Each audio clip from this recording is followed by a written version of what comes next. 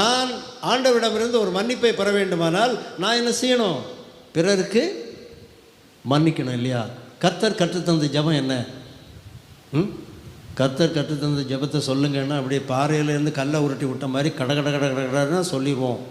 அதில் ஒரு வார்த்தை இடையில வருது, பார்த்துருக்கீங்களா? எங்களுக்கு விரோதமாய் குற்றம் செய்கிறவர்களுக்கு நாங்கள் மன்னிக்கிறது போல எங்கள் குற்றங்களை எங்களுக்கு மன்னியும். அப்படியானால் நான் மன்னிப்பை பெற வேண்டுமானால் நான் என்ன செய்ய வேண்டும்? அடுத்தவனுக்கு மன்னிக்கணும்.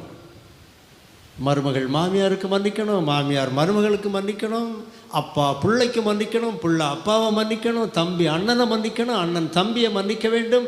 எல்லாரும் ஒருவருக்கு ஒருவர் சகோதர சகோதரிகளாக இருக்கிறபடியினால் எல்லாரும் ஏவாளின் பிள்ளைகள் தான். ஆகவே ஒருவரை ஒருவர் எந்த வித்தியாசமும் பார்க்காமல் மன்னிக்க வேண்டும்.